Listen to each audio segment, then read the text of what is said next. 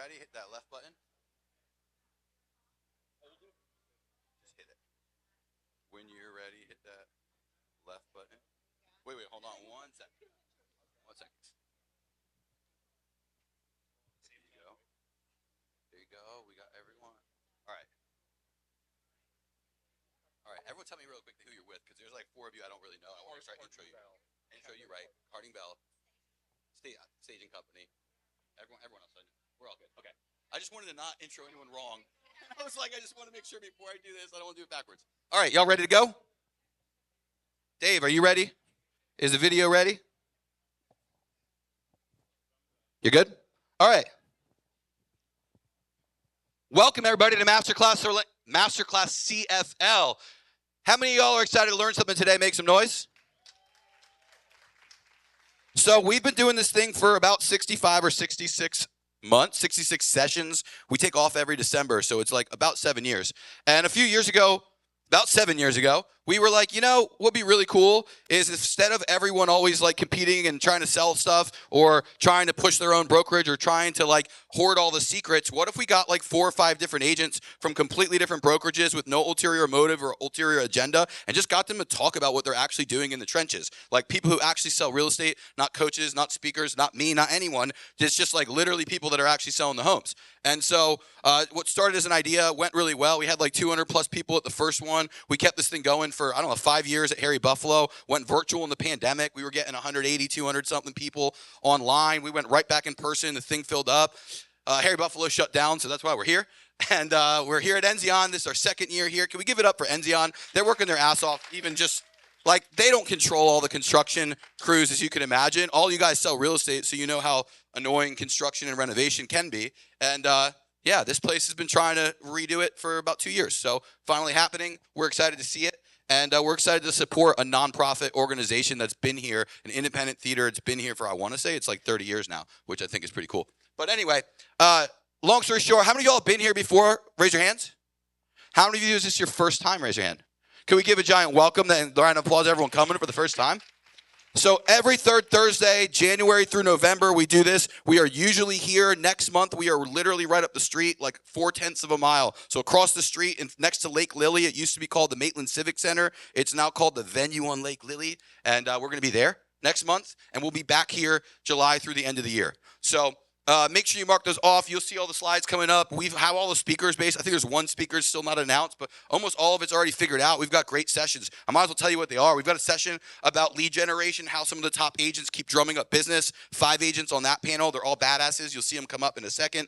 The next month, we have a session, I believe it's about prospecting and lead conversion. The month after, then we have 2 months in a row. We're going to have secrets to selling Central Florida luxury, and we have 4 or 5 of the most elite luxury agents in Central Florida, and a bunch of them have never been in our magazine, spoken on a panel, or shared their secrets. So we got people like John Pinnell and Monica Lachmandi and all these badass agents that are speaking 2 months in a row. So we have 4 or 5 1 month, 4 or 5 next month. That's August and September. October, we'll be back here for a pink out session. Again, this will be our 4th year of doing the top women in Central Florida real estate. That's going to be a hot one. And then the 5th one is, or the last one is our second blue, go blue, wear blue for Movember men's panel. I think Justin Core's coming back for that one, but you'll see it'll come up on here. All the flyers will pop up. Right now, our website, we're having some issues with MasterclassCFL.com. They got, like the server got bought by someone else and forwarding is not working. So we'll figure it out, but check the bit.ly links and notice that all the capitals matter. So when you see them come up,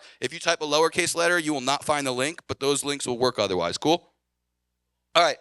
We have a bunch of sponsors. We have about 80 of them that make this magazine happen each and every month, that make these events happen. They're all the best of the best. So if you meet someone here that's not a real estate agent, they're not here by accident, they didn't bring bagels or donuts, it means they're one of the best, and you probably should know them. A bunch of them stepped up to make today happen, and I'm going to let them all just share for a minute who they are, what they do. Make sure you shout them out, follow them, post on Facebook, meet them after, clap for them, whatnot, and I'll just let them go now. Let's hear it from Harding Bell International.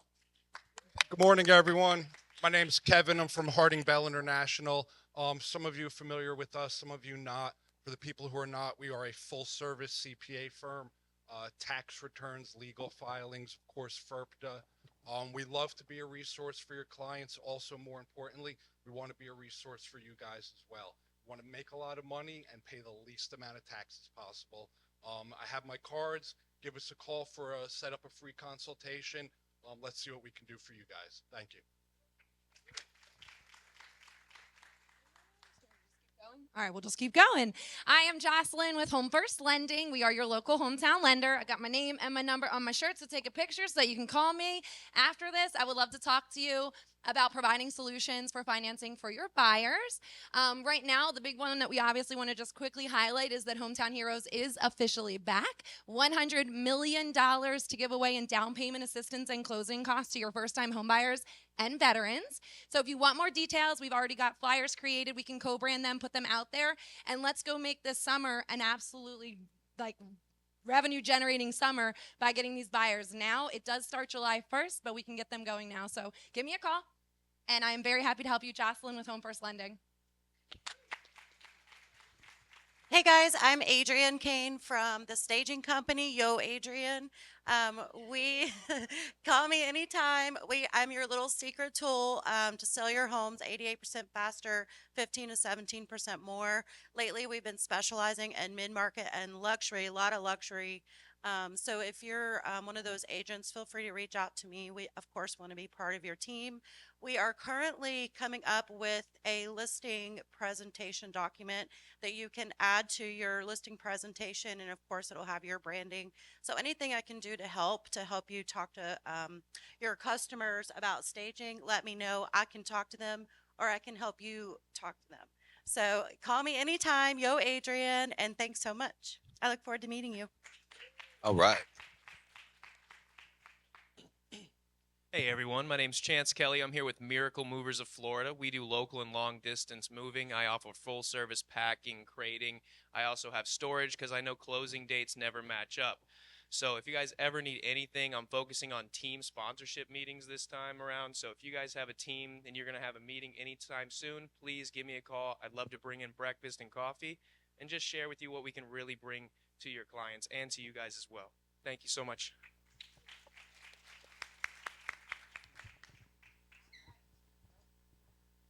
Hit that left button.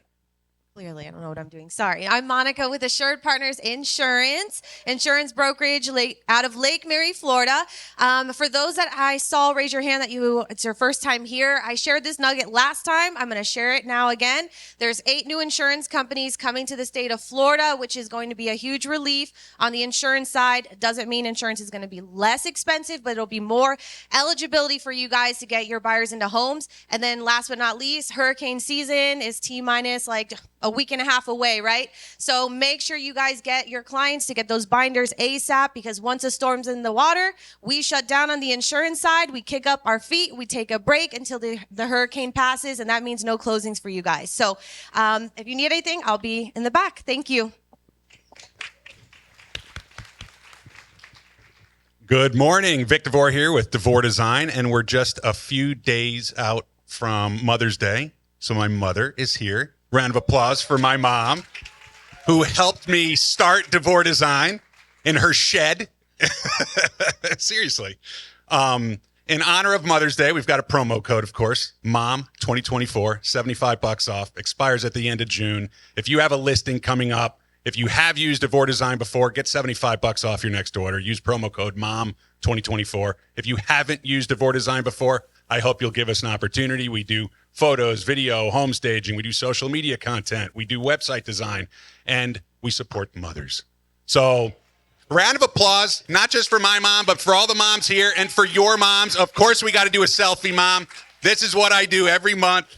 I don't know if you see it on Facebook, but this is a goofy thing. And you know what? We're going to ask everybody. I'm going to ask you to ask everybody to applaud for their moms. Oh, yes, please applaud for all the moms. All right, let's take a selfie, Mom. And thank you, guys. Keep the applause going. You rock. All right, real quick before Mosin brings us home, I want to give a quick shout out and a 1, 2, 3 clap to a few sponsors that weren't here to speak. Can we give a 1, 2, 3 clap to Shay Walker with Shay Walker Photo? 1, 2, 3. We got one more coming up for Penguin Property Management and Title Genius. I'll put them together because they're usually the same person speaking. 1, 2, 3.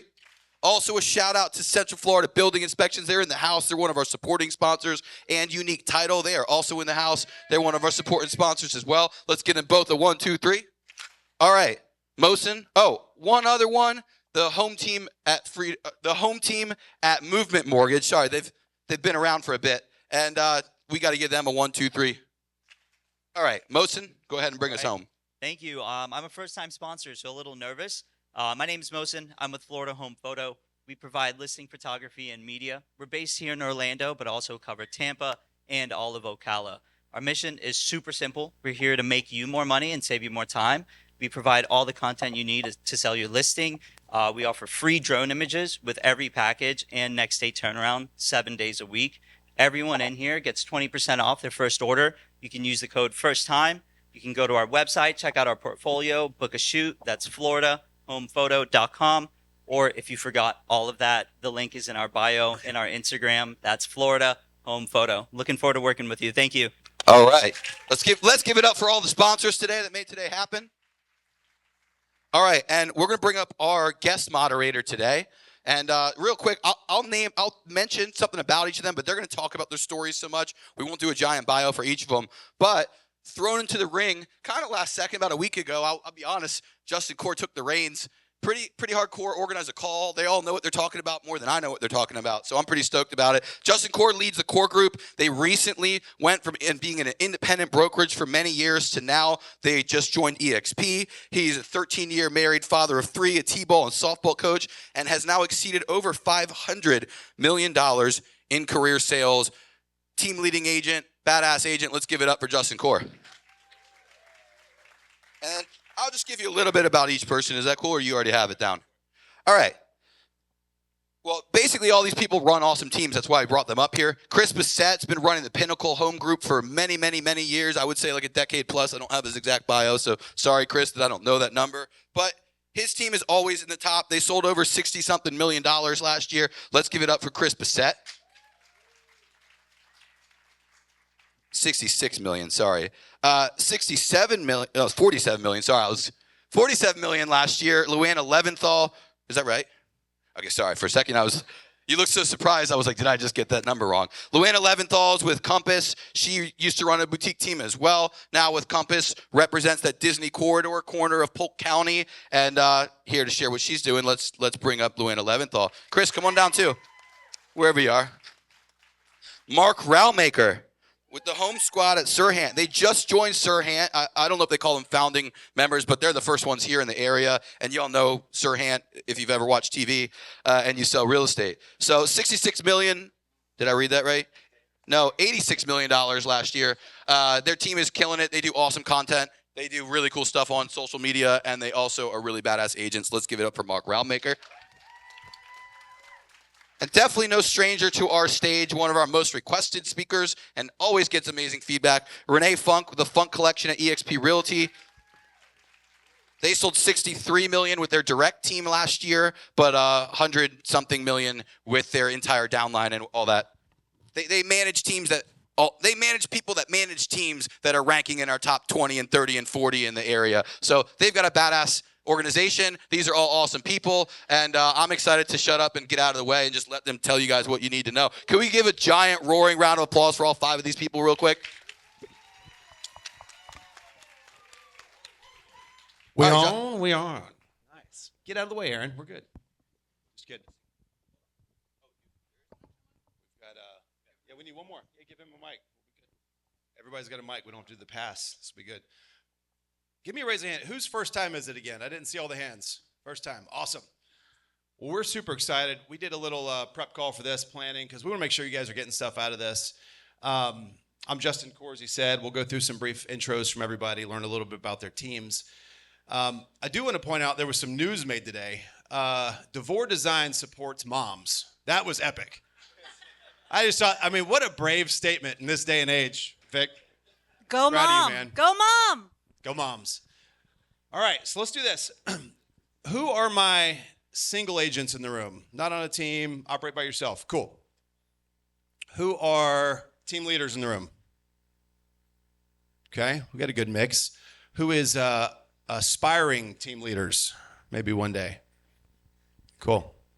So what we want to make sure we're doing today is, I think the vantage point which you sit is going to direct what you hear, right? So we want to make sure we're covering all of these premises because we have team leads, but we're going to talk about being on a team, what we look for in team members, building culture. And I think if you are a single agent with the goal of becoming a team leader at some point, beginning to set processes in place and defining what your culture is going to be, even if it never happens, it makes you a better business person, right? So there's a lot of things you can take away from today, even if you are not where you want to be yet, right? Maybe if you're not in a team lead position like a lot of these guys. So I want to open up just some quick, we'll keep it short through our bios, who you are, your team, what your team makeup is with agents, buyer's agents, listing agents, ISAs, real quickly. So Lou, to you first.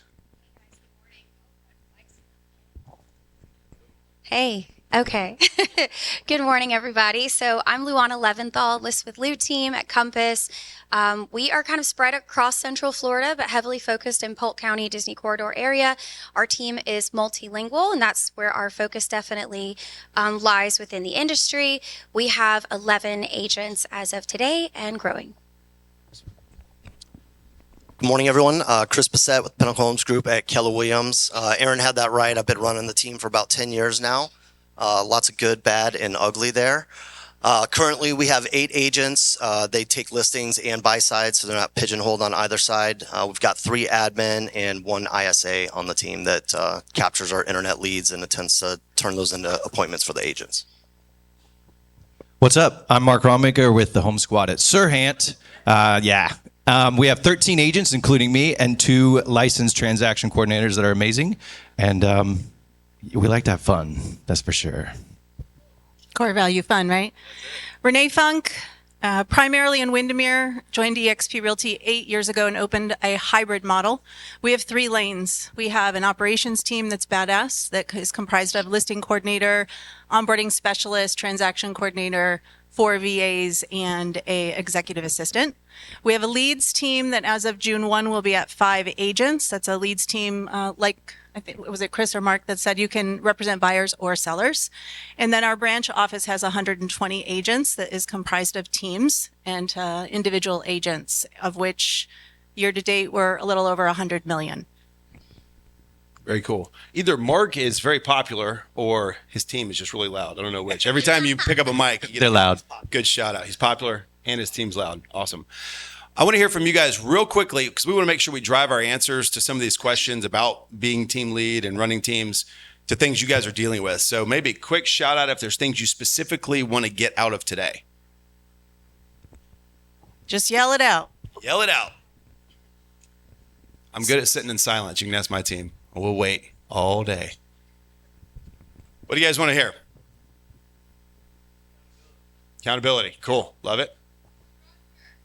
Structure. Cool. Leads.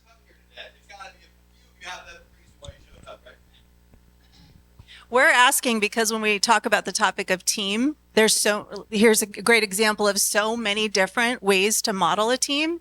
And we could go off on an hour, right, guys, of talking about things that you don't want to hear. So the more you share with us, the more we know how to guide the conversation and provide the most amount of value.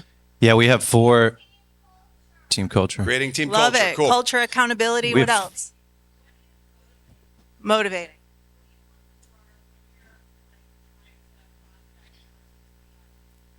Love it.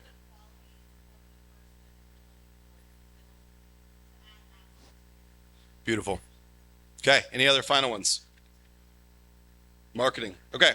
So we're going to run through, we're going to talk about culture, team building. We're going to talk about recruiting, retention, keeping people on your team. Maybe who is a good fit for your team, who is not a good fit for your team.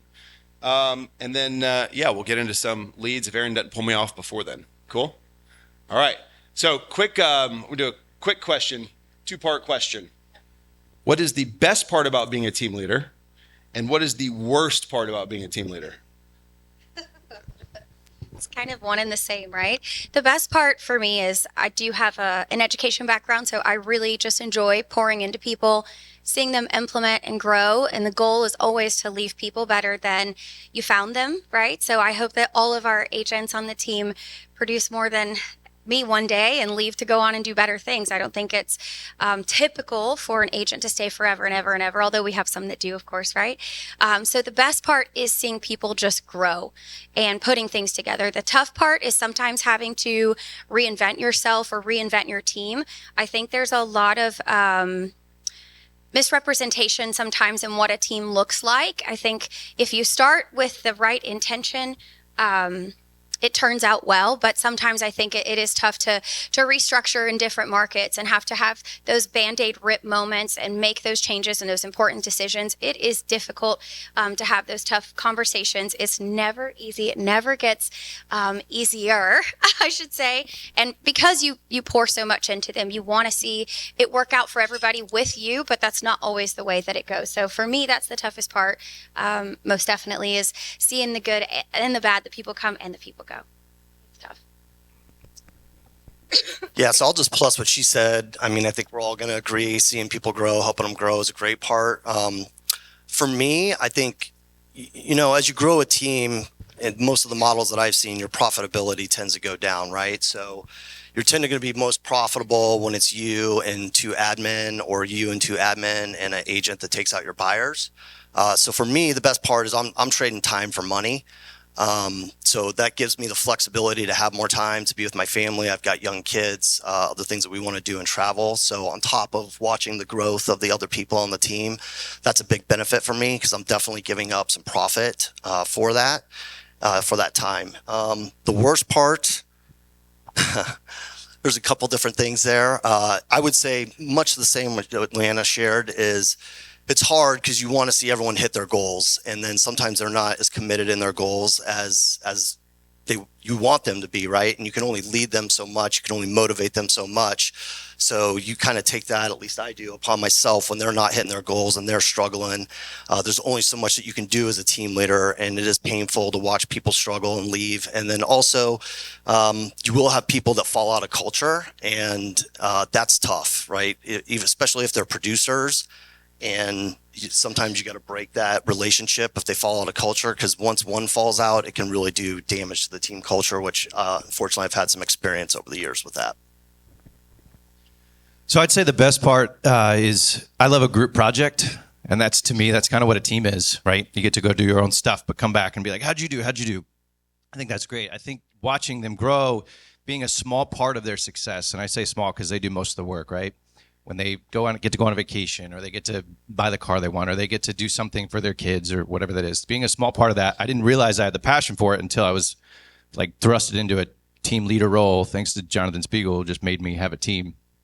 So that to me is like the most gratifying thing. I love helping people buy and sell homes because of that whole thing. But then I get to help people buy and sell homes, and that's really gratifying to me. I'd say that some of the hardest, there's a lot of things that come with being a team leader. We can talk about money and all that stuff. That's probably the most stress because we all know that that's just stressful in life, right? Trying to figure out where you're going to spend the money and where you're going to make everybody happy. But I think the hardest thing, I have 5 kids, real life kids, and they're all really small, and that takes up a lot of my time in my brain to make sure that they're happy and healthy. But now they're not children, but I constantly think about making sure they're happy, making sure that they're successful, making sure they're where they need to be. And it's not just all about like goals or houses to sell. It's a whole thing of like, I feel responsible, not a lot because they're their own people, but I feel responsible for their successes as well. And that can be daunting at night. That can keep you up at night. That can keep, it's my wife and I run the team, and that's a lot of our conversation. So that is definitely something I wish that wasn't always taking over my conversations, but the good outweighs the bad for sure. The best thing is the realization of what is possible and seeing that through the eyes of those that are entering into the industry. There is a misconception about the industry, and that misconception is rooted on 2 sides. First side is agents coming in not realizing exactly what their potential is and how amazing this industry is to offer really, truly, seemingly endless opportunity to build a legacy that continues on and on and on. And the other side of that is the understanding that they come into the industry and they don't quite understand how hard it's going to be, right? Our barrier of entry to acquire a license is quite low, and that can create a misconception. So the toughest part of being a team leader is as clear as we can be as team leaders to the actual hard work and diligence that it takes to create an awesome business and legacy, we can be very clear about that in the hiring process.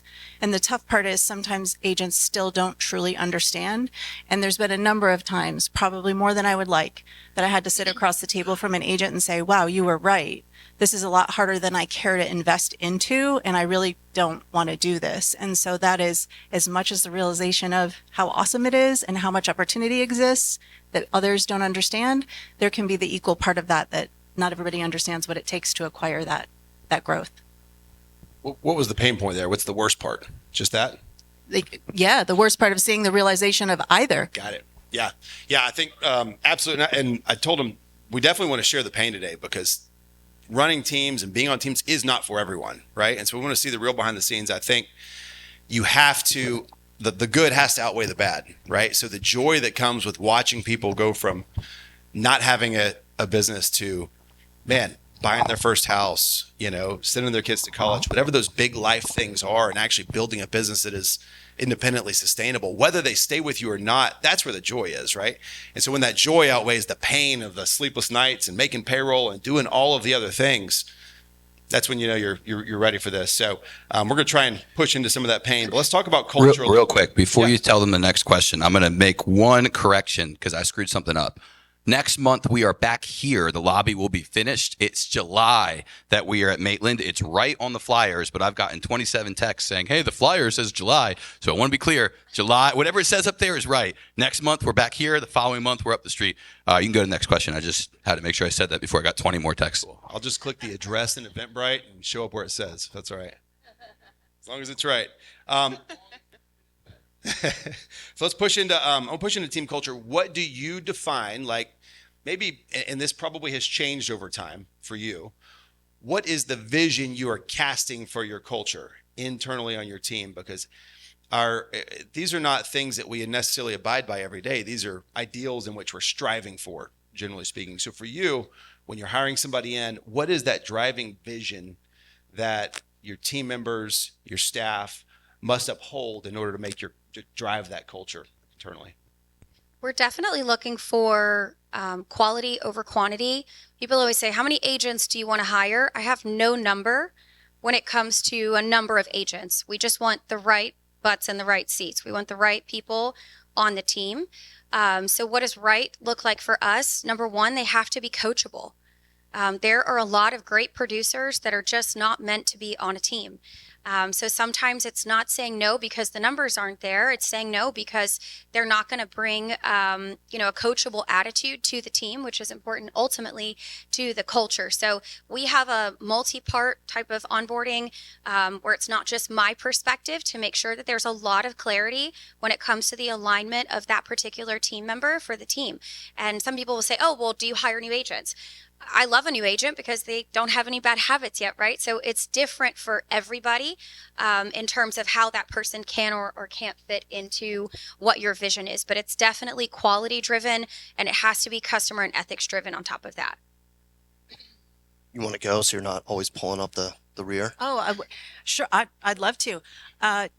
Team leaders don't establish culture. Team leaders foster culture, but team leaders don't establish culture.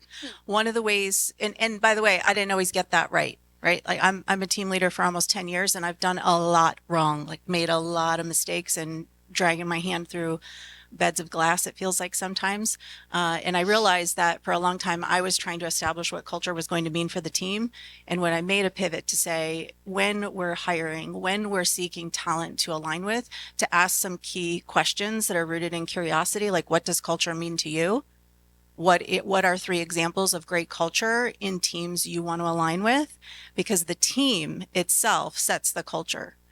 It's my job to make sure that culture is honored and fostered, not my job to establish what it's going to be, right? And so I'd say as a team leader, if you're looking to make that hire, the questions you ask in the hiring process are going to be some of the most insightful and most important conversation pieces that you have to find out what their definition is, not ours. So let's push into that just a little bit more. So you're hiring the culture to some extent, it sounds like. You're looking for people that are going to embody what you want to then foster. So what are specific things you're looking for in those interviews to establish that? And then 2, procedurally, how do you how do you foster that? Having at any time 3 to 5 agent avatars, so the types of agents that we can be very clear on who we're seeking to serve and the solutions we provide. The way that you can understand how you're going to show up for the agents is to understand that you have the solutions based on that agent type. So Lou, you're saying, not everybody's for you. That's exactly right. You're not looking for everybody. You're looking for the people that you can look at and say, I can help you, and here's the ways how. Love it. Mark? All right. The word culture, it's used a lot, especially in our industry. I say your team, I said it yesterday or the other day on the thing, I feel like every team has a personality. And it's kind of an extension of the team leader a little bit. But I always say that you have to lead with people first, not the systems, not the logo, not the social media. It has to be the people first. And they all have to kind of fit in that mold of what like Renee said, it's created naturally and organically. But right away, kind of when you talk to somebody, whether they're a producing agent or a new agent, like kind of right away, if they're going to fit or not. Just the way they talk. First of all, they have to be a hard worker. We like people that are self-sufficient. We don't want anybody to depend on us, and we don't want to depend on them. So it's more of a partnership than it is just a member of a team to us. But we say this interview thing. I don't really get to interview people. I feel like if you're established, you don't just like sit down with a team leader. It's more like an organic relationship that happens, and then you're like, hey, could I be on your team? Kind of thing. Then it's like, well, we're already friends. We already respect each other. I know you're awesome. I feel like you think I'm awesome. So then let's date, and then let's get married. So. Yeah, so one of the things we would look for is someone that's definitely hardworking and goal-oriented, because that's going to propel them to accomplish their goals. And then our job as the team leaders are, in my opinion, just to help them accomplish their goals, help them set up that plan. What are they going to do? Hold them accountable to that. So with that, hardworking, every agent's kind of got their own goals. They're kind of off in their own lane, but we definitely want to create that foster of teamwork, right? So we want people that want to help each other out, even though they may not necessarily be getting compensated. Just stepping up and helping each other out as strong partners. And then, we want to have fun, like everyone says. So we definitely organize a couple events a year. One of the things that's great on our culture right now is that the agents are hanging out a lot amongst themselves. So they're doing happy hours, they're doing events where I don't have to be present for all of that, which is great because I do have young kids and often have baseball practice, t-ball practice. I got steam at the school tonight, right? So I can't do a lot of the evening things. That's why I don't come to a lot of the Orlando Real producers because of the kid commitments. So it's great to see them kind of building that culture themselves as well, that I don't have to be the only one driving that force. Did you drop kids off at school this morning? Yeah. Who else? Mark? Yeah. Yeah, me too. Awesome. That's the morning routine now. Yeah. It's getting them and dropping them off. Those are some of my favorite conversations, by the way. Definitely. Dropping kids off on the way to school. They're chatty. Yeah. So without mom. So and it's funny talking about it in regards to building a team. For me, that was a massive reason about becoming team leader, was beginning to buy my time back to do the things I really wanted to make sure I do. That's why when Aaron read my bio was essentially, here's everything else I do other than real estate. Because that's the reality. That's life, right? That's the things we do this for. I don't do this to be with a certain amount of buyers every week. That's part of the process, right? Building the team and the culture and doing all these things is part of the process that buys me the ability to be home on the weekends, to drop kids off at school, because I know it's gonna be gone in a blink of an eye. So when we're talking about this, that's the lens I see all of this through. And that's what kind of keeps me up at night, making sure we're keeping the team happy, motivated, and driving internally. Let's talk about, and I love how Mark said, the term gets used. Team is a cliche. Culture is a cliche. All these things are cliches. We're just saying it because everybody knows what we mean, what we say what we mean when we say that. Internally in your culture, to continue to foster that, as Renee said, what are tough conversations you have had to have to continue to foster that? And I loved how it got referenced a couple times. Lou mentioned like not letting things simmer, right? I think Chris said, you've got really high producers sometimes on your team that are not the type of person you would hire, but sometimes we let that go far too long. I'm sure we all have some experiences doing that. So what are some examples or best practices that you've had to implement to make sure you're having these hard conversations at the right time? Usually your gut feeling is right. I'll just start with that. Every time I go against my gut, I'm like, I knew better. in any transaction with any hire, with anything, you just kind of always know where you're going to land. We're kind of high touch accountability on our team. So I'm really a big fan of weekly check-ins, business planning, teaching the team how to run their business like a business. I think it takes a little bit of the emotion out of it, and it keeps the tough conversations continual. So it doesn't feel so, emotional when it happens. So I think consistency and recurring conversations, I think in the easy market of a couple of years ago, a lot of that probably fell by the wayside for some teams. Like, oh, we don't need accountability because everyone's producing. You always, always need accountability. And if that's something that's lacking in your business right now, then I recommend getting back to that today, immediately. Yeah, so I think that it comes to the accountability question that someone brought up. It makes the conversation easier. So, in the fall when we're helping them set their goals, obviously it's a monetary goal. Most agents say, I want to make $100,000. That's great. If you made $90,000, would you be happy?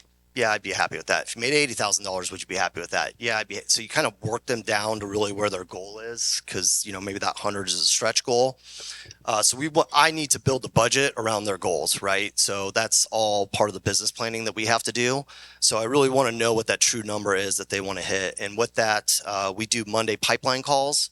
So we take about 30 minutes, go over their goals. What did you add to the pipeline? Did you move anyone? You had these buyers out this week. You had this listing appointment. What were the successes? What were the challenges?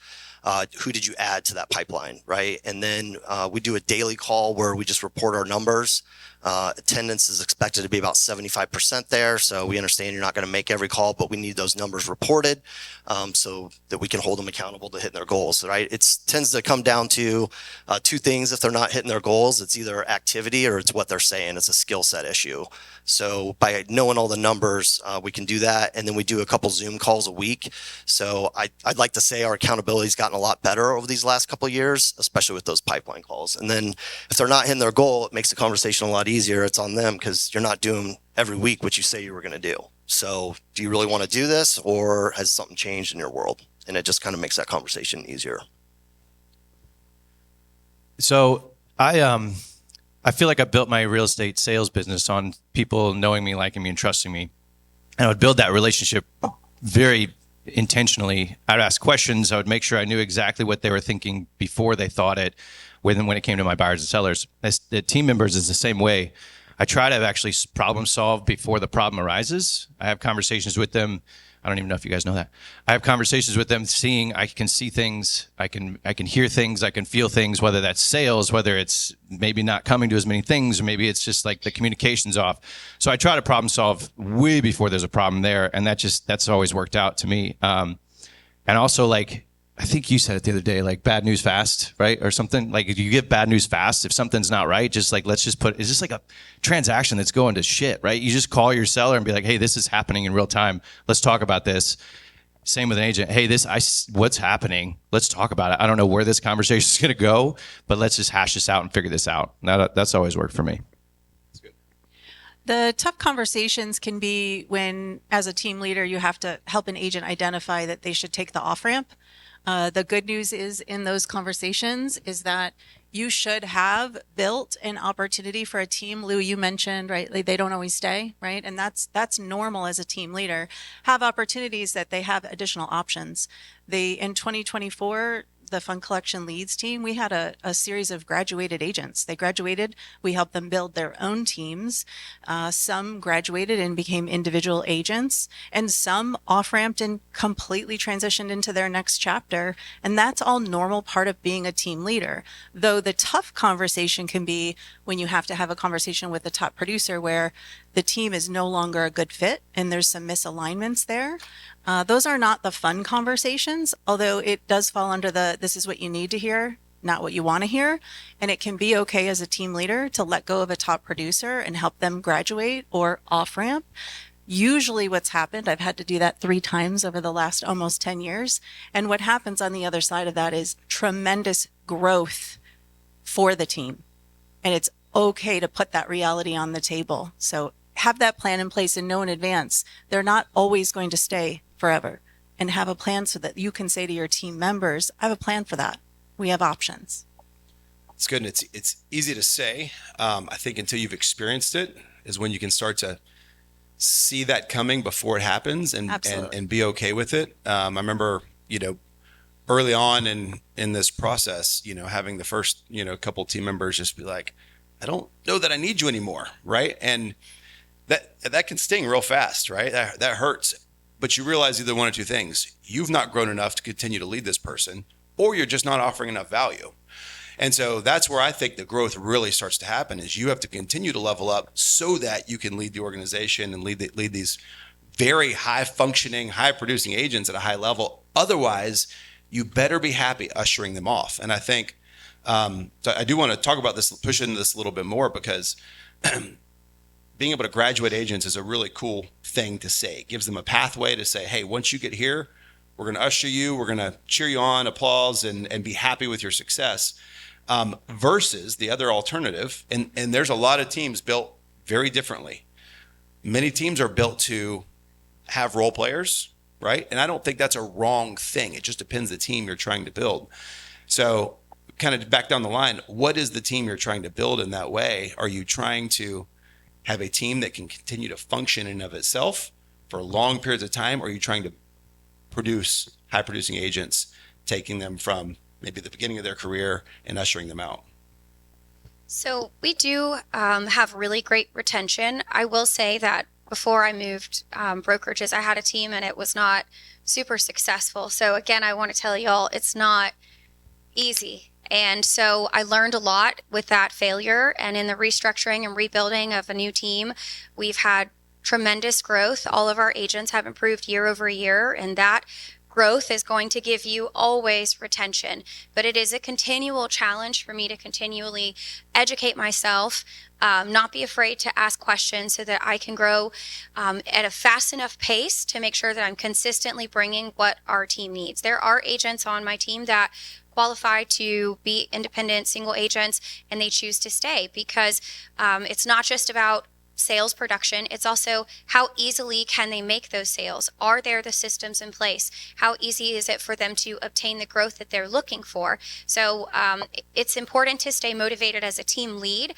and it's important to stay educated, not to get too complacent or comfortable in your leadership. I think in order to have the best possible retention, and retention is going to give you the happiest agents. Yeah, retention is great. It makes life a lot easier, right? It's a lot harder to bring someone new on than it is to retain somebody, but there becomes a limit where compensation packages can't be changed. You got to look at the P&L. I've had some very long-term agents on our team. One of my agents has been with me for 14 years, and I think that is due to the culture. I think that's due to the systems, right, that are in place, because I think that's a huge value add. So you got to really make sure, for those of you that are looking to grow a team, those first couple hires on the admin piece are key, and getting someone good in place there, because otherwise, if you don't have that, then you're doing the admin or they're doing the admin, and why are they giving up some of that comp? And people are going to leave, right? Like, I've got an agent moving across country, one of our top producers last year, and she has decided to move across the country, and I'm happy for her. She's going to practice real estate out there, but that was not in the game plan, even as far as January, right? It just kind of came up. And then people will graduate. They will go on to other opportunities. Some people will follow the culture. Those are some of the hard conversations that Renee mentioned, and you've got to move them on and get them out. So I don't know if I went on a squirrel there from the question. I'll cut off the squirrel. Let's go. Mark. Yeah, I don't run the team personally to have them graduate. We had a big agent leave last year, and it was a pretty big shock. But to me, I was more sad than I was like mad or anything. But it was more of I looked in the mirror and said, well, obviously I'm doing something wrong. Or maybe not providing value the way I need to provide it, to keep the ones that want to stay and want to do it. Because like running your own business as a solo agent is expensive. It's exhausting. You're by yourself. It's an isolating business. We all know that, right?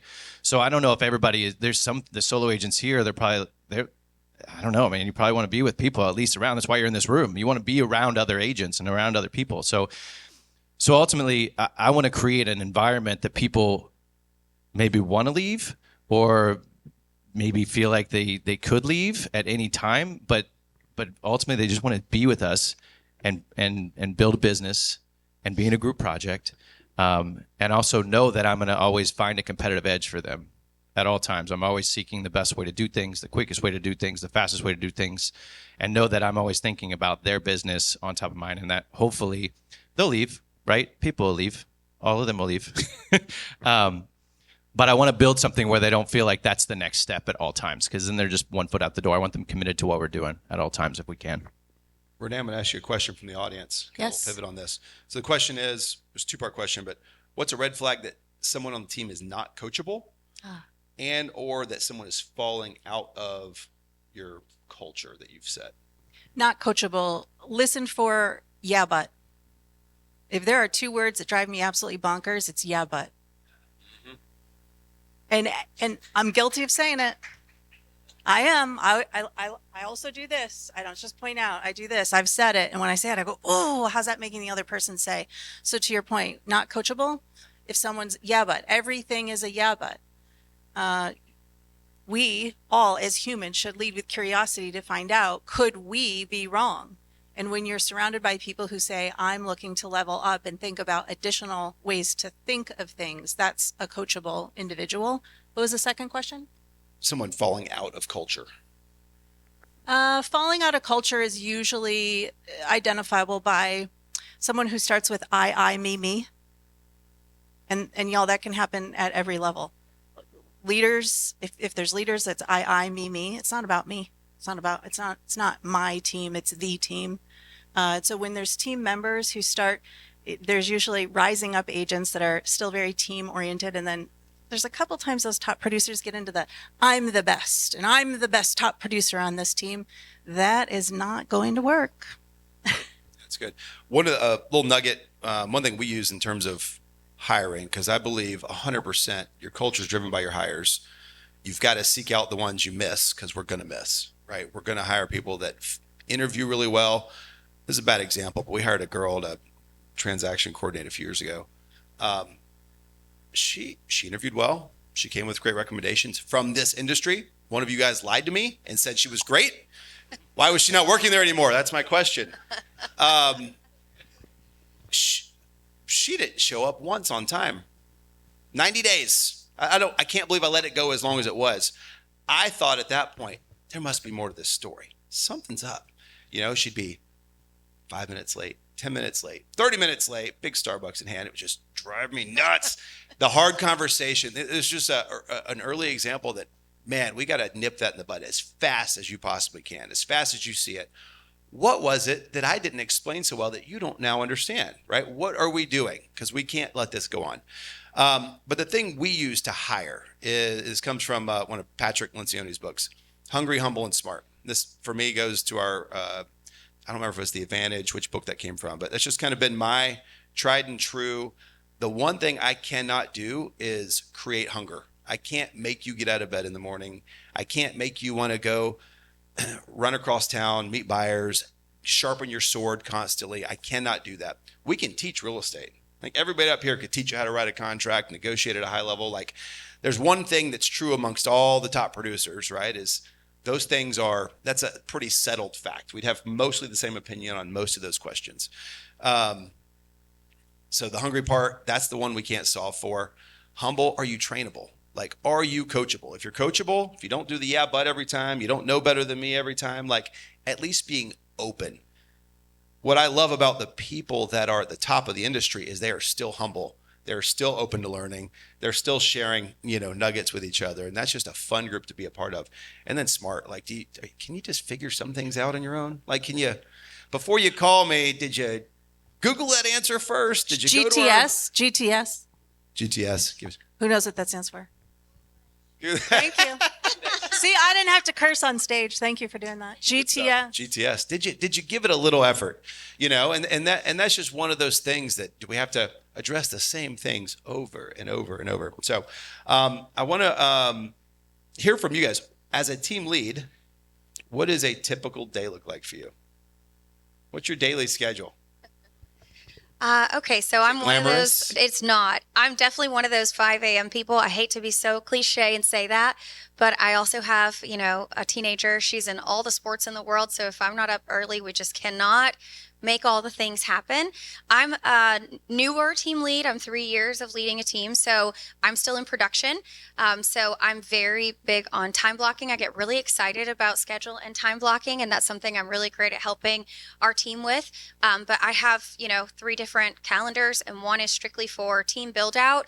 I have a call with my admin assistant first thing every single morning to make sure that she can kind of run with the things that I need her to run so that I can work a little bit on my production still as well. And I'm usually wrapping up my day somewhere around 6-ish. I take some time off around 3 when my daughter gets home, and then I'm wrapping up for the last 2 to 3 hours of the day. So there's nothing glamorous about it. I do tend to schedule kind of weekly. I think sometimes when I schedule daily, things happen with a team member, a transaction, and I don't like to set myself up for feeling like a failure. So as I'm getting towards the end of the week, I'm taking a look at everything that maybe didn't fit somewhere into a time block and making sure that I can add that back in on the Friday or the Saturday or the Sunday so that it can get done. That's been the best approach for me in being able to manage all the team appointments and things, as well as my own individual appointments, as well as family and all that good stuff. Roughly how many hours a week? I'm definitely well over 40, closer to 50 right now. I hope to get that down. I'm not at a huge time freedom standpoint of my team building yet. It's something I'm working towards, but I'll tell you that I greatly enjoy my work, and that's why I do it. I want to be in production right now. I really, really enjoy being as busy as I am. I'm also really good at taking a weekend off. Y'all will see I travel a lot. That's my downtime. That's what our family likes to do. It's like forced kind of time off. But I can take the time off when it counts. So I don't mind an early morning or a late night as long as I get those important times with my family, that are super valuable for us. So that's where I'm at, and it's different for everybody. So Yeah, we encourage our agents to come in the office as much as they can, some more than others. I also am still in production, so I do a lot of lead generation and lead follow-up. That pretty much is going to be the rest of my day today. One thing with that culture piece too, if you guys don't know about the 5 love languages, I really subscribe for that, right? So, and obviously got to take the physical touch away with the team, but that's one thing I focus on. So a lot of our teammates are quality time is their love language. So I attempt to devote that to them, even if it's not in the office together, if it's going out to lunch with them, if it's breaking off a little bit early and having a drink. But I do still do a lot of production, and I attempt, especially with the newer ones that are not as seasoned yet, that are not comfortable going on a listing consultation themselves or sitting down with the buyer. I bring them with me if it's really my sphere that I'm prospecting. So bringing those agents with me, I've found to be some of the best training, as opposed to just sending them out and practicing on their own, letting them see me do it and then kind of tailoring it to there. But I do pretty much, I take weekends off. A lot of my lead generation I do on the golf course. So that's on Saturdays for me. And then Sundays kind of devoted family time. In a rare circumstance, I work on a weekend. Obviously, I'm on the phone, right? I'm looking at emails and responding to texts, but yeah, you know what I mean? Very rarely do I just not look at the phone, right? That's very rare. But yeah, I spend a lot of time in that lead generation and lead follow-up. Yeah, I don't have a lot of organization in my days. One of my, I feel like got a lot of kids. I got a lot of kids. Well, that's like the most organized. They all go to school and daycare, so that's organized. So wake up, take them. My wife and I take everybody to school, and then so one of my strengths I feel like is I'm quick to respond, and I respond to everybody and everything at all times. So I kind of like to always be available for clients. I'm also in production. I'm really competitive, so I always want to lead the team in sales. So I like to just be part of them. So I like to be very available. I do have structured, like if there's a meeting or if there's things, I have a to-do list, like constant going all the time. I use notes or I use Google to-dos, all that stuff too. But I like to just be available. I make sure that I lead generate mostly through social media. So I'm on social media a lot, intentionally to lead generate and message people and post a lot of posting.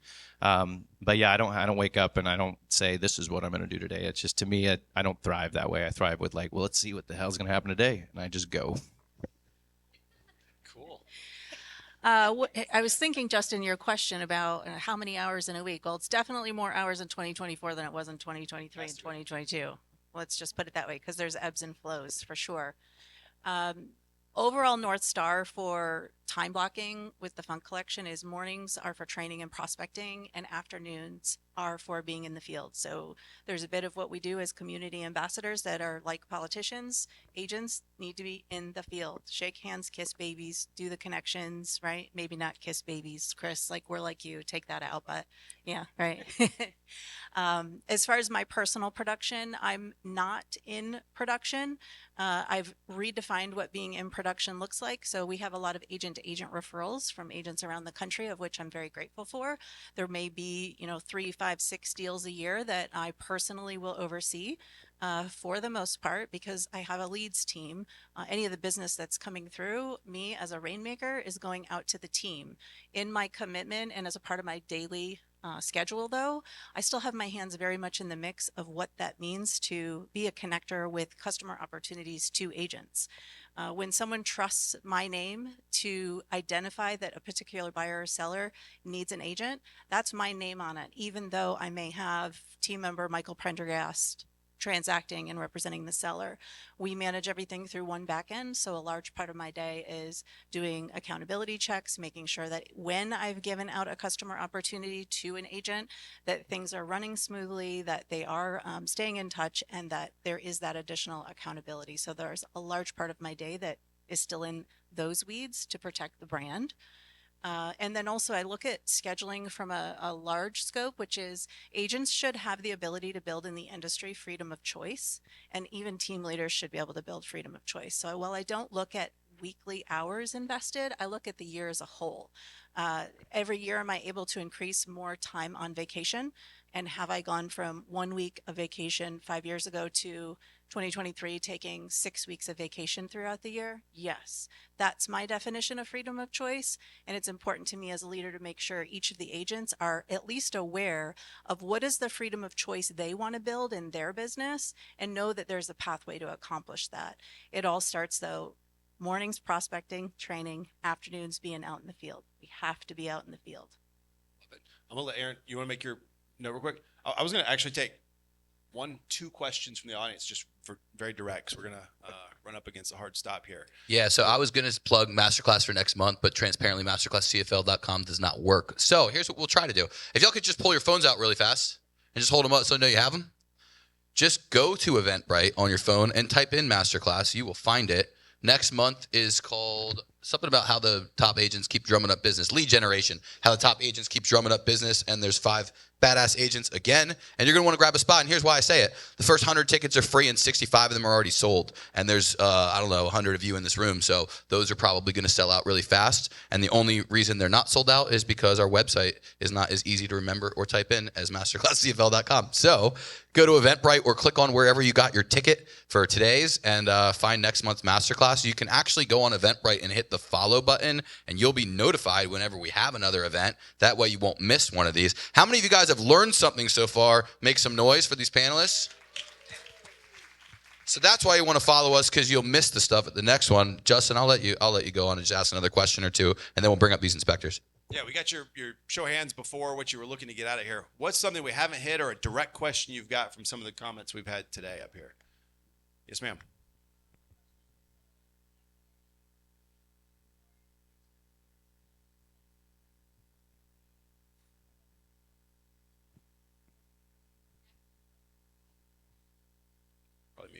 You're always actively recruiting. We want to, right? Yeah. If you're a team leader, recruiting never stops. I know that there's some narratives out in the industry. You don't have to recruit, you have to attract. BS. If you're a team leader building a team, you always have to be recruiting. It's a part of my afternoon.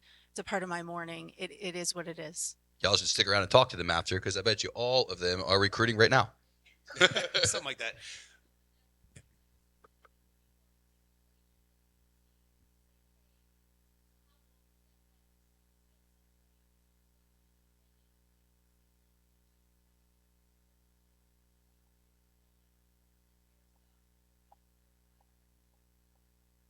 No, you always follow up. How do we feel about buyers and seller relationships? Even right? if they use a different agent, let's say a seller uses a different agent, they buy a house, they need to sell that house again sometime. That agent might not follow up, right? So it's the same thing. It's just building relationships, building trust. They could be there's an agent on my team that took 7 years, right? Let me ask this. So when you're chasing buyers and sellers, it's the exact same concept. Who in their business planning at the beginning of the year plans for fall through in their business? You plan, I know I have to put this many properties under contract and I know I'm going to lose this many over time, right? Like we have to always be chasing more than we expect to finish with. And it's the exact same thing's true here because we know we're going to have fallout of agents. We're going to have agents graduate out. We're going to have them grow out. We're going to have them have babies and leave the industry. We're going to have them, their husbands move. It's constantly happening. And so we always have to be in production. I think Renee's probably the example of this where from talking to you the other day, your operational team is your rock.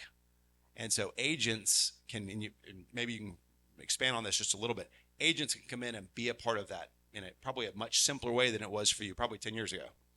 Absolutely. Well, when you have a team, agents that are seeking to join a team are seeking to join a team because they need a lift. Agents who join a team usually don't want to put the capital out to think about lead generation, to think about hiring a TC, to think about.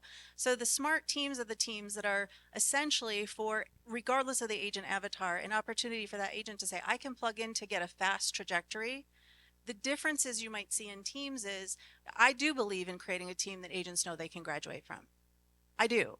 I think it's because I've seen enough agents over my decade of being a team leader where I wasn't very clear on that value proposition and they left because they didn't think there was still opportunity. I've traveled that path.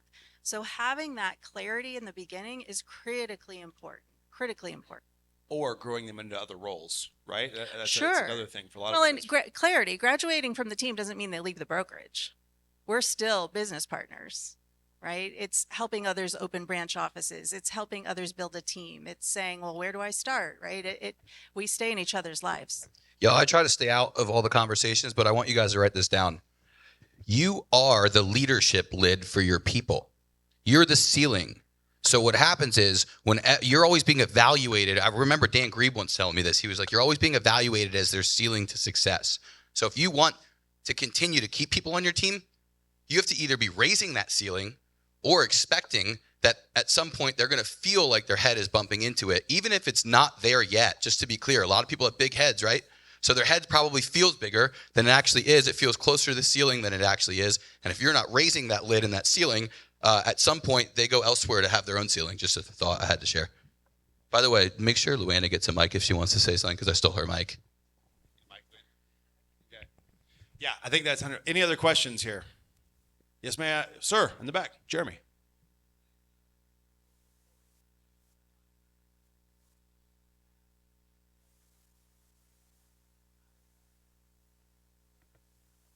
Yeah, so somebody starting from just an independent agent or a small, what would you guys say? He said small team. What's the team makeup? So he's saying he has buyers and sellers agents. I was going to say for our team, we are predominantly listing. So listing coordinator was the most important thing to hire, just to create that fluidity and take that off of their plates. Anything post-contract as well, super important, TC. And then from there, I would recommend probably assistant/director of operations. Marketing is huge too. So in any particular order for us, listing coordinator 1, number 2, marketing, because I feel that goes hand in hand with listings. And then from there, director of operations. Let's get 1 or 2 more answers on that. Let's wrap that up. Who else wants to jump in on this? I would even say from a single agent standpoint, depending, some of you just need to delegate things in your life, not your business. Some of you just need to stop doing stuff, right? Stop spending so much time cleaning the house and folding the laundry and doing all the things. Get rid of that, and you buy your time back. Then it translates into your business. What else can you then get away from? So I look at everything on a, do this for a week. Track your time, like literally in 30-minute segments. What are you doing with your time? And things that are repeatable and replaceable, that's where you start. That's what you get rid of. From a single agent standpoint, it's staggering to me and shocking how many single agents don't have a transaction coordinator yet. If you're a single agent and you're looking for that first hire, if you will, you don't even have to hire them. Just work with a company to get started.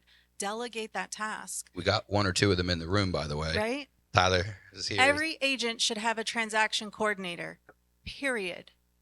Every agent. You're actually going to watch your closing ratio go up too, right? And I think that's the thing for new agents. We talk about it all the time. the team, we're going to allow you to succeed, even if it's at a smaller level than you'd get if you were 100% somewhere. Yes, you're paying to be on a team, but we're going to increase your likelihood of closing. We're going to give you all the tools and resources and give you the backing to get you paid faster, right? That's a big deal. Not only that, but a lot of people forget that the more repetition you get, the better you get at something. So if this was basketball and you took, let's say, 1,000 free throws a day, you'd be a lot better than someone takes like 10 free throws a day. Well, a lot of you are so busy doing tasks you shouldn't be doing that you're not as good at the tasks you should be doing as you would be if you were doing it more consistently. So if you were doing way more listing presentations or getting in conversations with more buyers or doing less of the tedious stuff, your percentages will go up automatically, not just from the support, but just from you having the repetition of staying in that sweet spot. And a lot of people forget that. Like the more you're in the zone of money-making activity, the better you get at just being in the zone of money-making activity because you're not worrying about all the other shit that keeps you out of performing your best. So just a thought. Let's give it up for these panelists. How many of y'all learned something? Could we give a standing ovation for these panelists? I think they deserved it. Y'all let them know. Let's see. Dave, get a picture of that for the panelists, of course. All right. Thank you. Thank you all. Y'all can, I guess, jump up here because we're not done yet, though, so don't worry. And by the way, the first $500 in food spent, and yes, the restaurant will be open in the garden. The Eden Bar is the best burger in town. We're going to have the first $500 spent in food plus tip covered by PJ Crescenzo with Element Mortgage. He's one of the top lenders from the Carolinas that just moved down here and just wants to get to know y'all. So thank you to PJ. Y'all spend some money on lunch, hang out. But real quick, we're going to bring up 3 experts because they've got a few things that you're going to want to hear that impact your closings. So I'm just going to bring them down. We've got Curtis Antoine with Next Gen Inspections, who won our Partner of the Year last year. Let's give it up for Curtis. We've got Richard McKay with the Jeff Mackey team at Pillar to Post Home Inspection, Master Inspector. Their team does a ton of stuff. They're one of our biggest sponsors. Let's give it up for Richard. And since Alberto Cruz is actually on an inspection and not able to join us this morning, I pulled John Hall for Waypoint Property Inspections. They're one of our sporters all throughout Central and South Florida, Tampa as well. And he's awesome. He was thrown on the spot, so y'all be nice to him. Y'all hold on 1 second. We're still going, so we'd appreciate if some of y'all would like stay seated. There's like 10 more minutes. That's it. You know, it'd be nice. They got some shit you're going to want to hear anyway. Yeah, I appreciate it. So, real quickly, we already talked about this, so y'all are only going to answer a question or two, but what are we know that there are 2 or 3 things I'm going to ask them that y'all want to know about. And the first one I'm going to say is, what are agents, or what should they be doing, or what are they not doing to prepare them, their expectations for working with an inspector? So whether that's how they tee you up, or whether that's how they frame the expectations when they get the inspection report. Let's go with you first, Curtis. Hit that left button if the green button turns green. Hello. Okay. Yep, you're good. So I would say, properly prepping them is the biggest thing, honestly, because if they go into an inspection and they see a bunch of stuff on there, they're immediately going to freak out, right? And we get that so many times where they think everything that's on there is a huge, big deal. But there's no such thing. These guys can attest as a 100% clean report. We're going to find something, whether it's new construction, new construction, previously built, there's always going to be something, right? So properly prepping them on that, time frame, expenses, because, all that basically when they get there is just going to be blindsided if they're not. And we run into that so many times where they're just not prepped for it.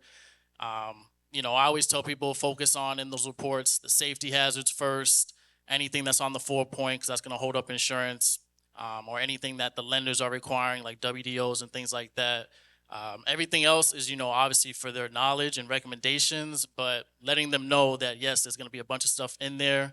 Let's focus on these items. That's probably the biggest thing ahead of time. So if I'm hearing you right, you're telling them what to focus on more and most and explain to them that, hey, you're going to get other stuff, but what matters is things that will either impact the safety or impact the insurance. And the other stuff is just so you know what's going on with the house. Just like when you go to a, auto body shop, they at least tell you their recommendations on the things that need it in the future. Is that what I'm hearing, Curtis? Right, yeah. So like I said, again, just letting them know that ahead of time, because when they go into it, I promise you, it's going to scare them. So you have to properly prep them ahead of time. Do either of you guys want to add on that question? Richard or John? Just make sure that button's green. Hit the left button. Nope, left button. Test. So setting the stage for what we do is huge. Also, to touch on that is I like to add value. So if we do find bigger stuff, I like to teach the agents why we're there. So they can, easily identify it on the next one. Some of the stuff that we find is, you don't need to be a home inspector to find like a bad panel, bad plumbing, a 26-year-old roof. So kind of setting the stage on the agent side is a big deal when we show up. I know that neither of you guys are working with the buyers or sellers directly, but can you give us an example of how you would set that stage? Or can you just kind of walk us through what you'd make sure to tell them? So pretty much a little bit of what I already said, just letting them know, hey, there's going to be other things in there for your own knowledge. We want to focus on the main things that are going to hold us up or that are going to be big expenses. These are things like the roof, the AC, any type of repiping that we need to do. That's kind of how I usually, tell agents to do it. I know some agents even send out a previous email to their clients, letting them know all that in detail. That's probably the easiest way to go about it. Love it. John, do you have anything to add to that one? Or you want me to go to the next question? Just letting them know that everything on the report is fixable. That's the thing. It doesn't really matter what it is, and it just depends on what what the buyer, what their tolerance level is. How much do they want to invest into it to get that house that they really, really want? That's Love it. I want to make sure that you're on, by the way, Joe. You are? Oh, okay, cool. You're good. Yeah, no, you're good. You're good. That's my fault. Yeah, just talk into it. It's easy to hear you in here. It's the Zoom people that I'm worried about. So what are the things that people should be looking for when they're actually picking their inspectors? Like, what should they be shopping against each other? We obviously know that price is not the determining factor. What should they be looking for? How do they know they're working with the right inspector or the wrong one? John, we'll start with you, and then we'll go down the line. So I'll give you a quick anecdote. We had an agent come and they did a bid for a luxury house, and our price was $2,300, and they got another price from another inspector that was $760. So they went with the $760 guy, and we get a call a week later saying, "Can you come and do our house?" That inspection report we got was junk. So that's what I have to say about it's quality over quantity. Love it. Either of you guys have something to add to that, how they should look or evaluate inspectors? Yes. So if it's, johninspector@gmail.com, they're probably not, probably not been doing it that long. Also, Google goes a long way. We are one of the highly priced inspection companies in Central Florida. Some of you guys know that, but Toyota and Lexus is made at the same plant, so you get what you pay for. So we've been in business 22 years. We got 8,000 reviews online. So I think Google goes a long way. Yeah, I would ask for a copy of the inspection report because, that'll tell you three things: what all they're going to check, how knowledgeable they are with it, how thorough they are. That'll tell you a lot right there. Ask them to send you, like a blank one, you're saying, right? No, a previous one. Or previous hide the name, hide the date. But yeah, that'll tell you a lot about what they're going to do, what the inspection entails, and if you can actually trust them. Love that. That's a good nugget.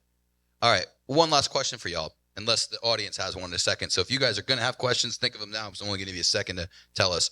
I'll start with you on this one, Richard. What are the things agents should be looking for in a home? Like, what are the expectations? Like you mentioned, it doesn't take a home inspector to spot things. What are the things they should be, like the red flags, the obvious things, the first few things they should scan for in a house and know about? What would you say those are?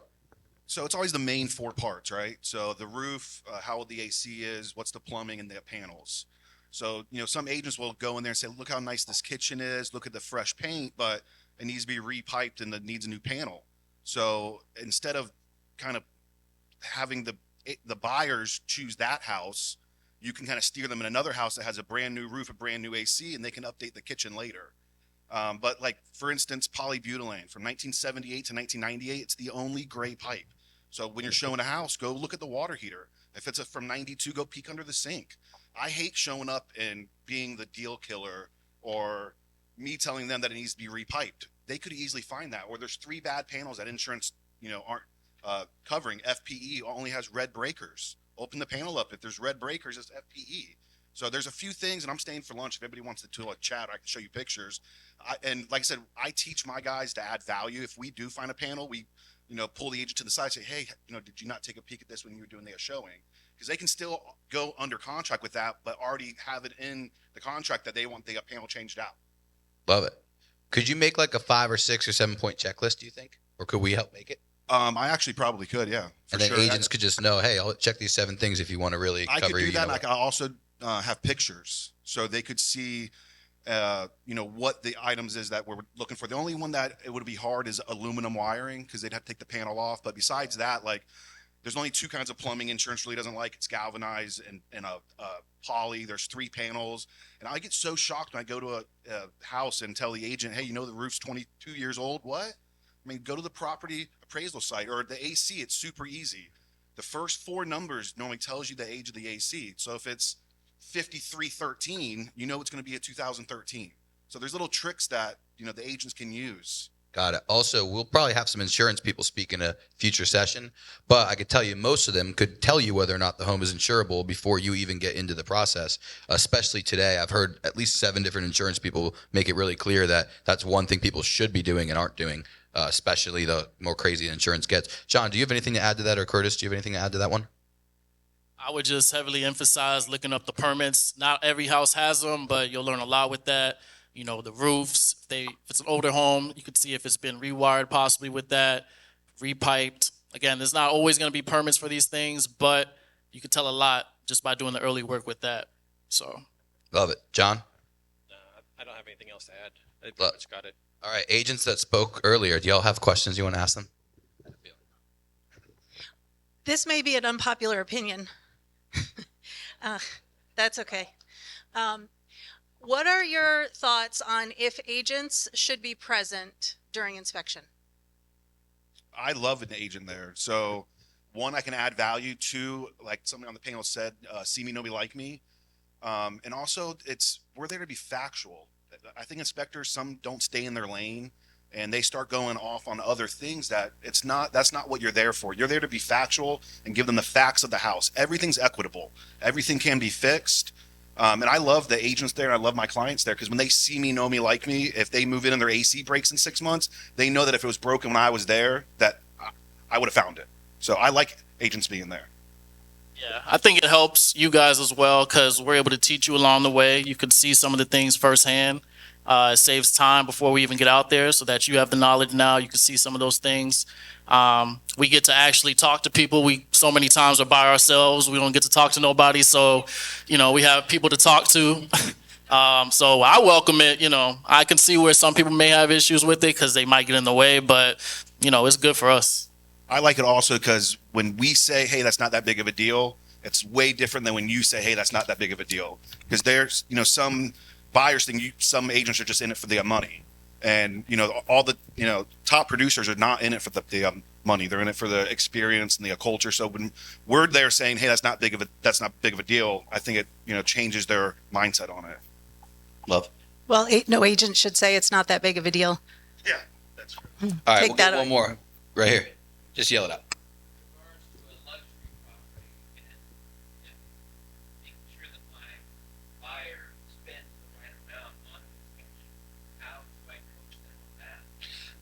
So just to repeat it so everyone hears it, in a luxury property, how do does an agent properly coach someone on the expectations for the cost of an inspection?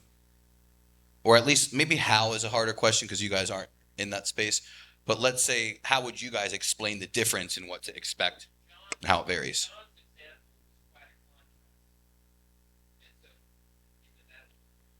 Okay. John, do you want to answer that?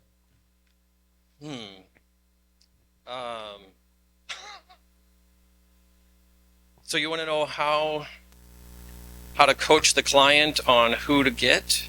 I feel like, how would you explain the variations in price on a luxury home inspection? I think that's an easier question for the inspectors because they're not coaching your clients. Yeah. What other than square footage? What are the things that should be determining when they should expect to spend more on a inspection? Is that? I don't know if I can answer that. That's a pretty. It's pretty. Wow. So is it the square footage that makes the difference? Square footage is a big part of it. Yeah, it's not just the square footage. When you get to luxury, you're dealing with higher end clients that they have contractors there that asking you questions. They have their interior designers there. They got painters there. But for our team, we add a lot of value. We, on every inspection, not to do a plug or anything, but every inspection we do a 360 tour of the house that kind of captures the house while we're there. We also do 2 measured out floor plans. One of those floor plans gives total square foot. On luxury houses, there's always some discrepancy on add-ons. We do thermal imaging, so we offer a lot more than what the average, home inspector, offers. I'm not sure what you guys do. Yeah, just to piggyback, I mean, there's more that you have to check with those. Probably has a pool. We have to go in depth with things like that. Yeah, so there's just, you want to be more thorough. There's a bunch of add-ons they could probably add with that, whether that's like sewer scopes and everything like that. That type of client, if they're buying something luxury, they're willing to do a thorough inspection, right? So just at least letting them know that there's these other services that they can get with it to make sure that they're fully being satisfied. I can tell you, when you buy a 7-figure property, the number one thing you want is to make sure there isn't some massive problem.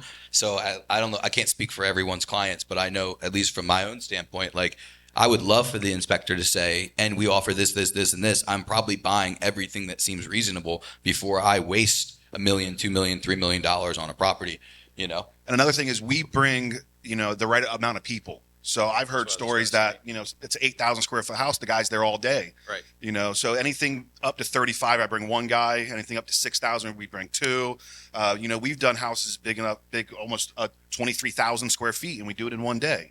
So that's also adding value. So their time is also valuable. So on a client like that, they normally aren't there the whole time. They normally come for the review. And when we can do an 8,000 square foot house in 3.5 hours, I mean, it goes a long way. Love it. Can I say a couple things on here real quick? Yep, let's do it. Because what you're talking about is how you frame the discussion of the inspection or due diligence process.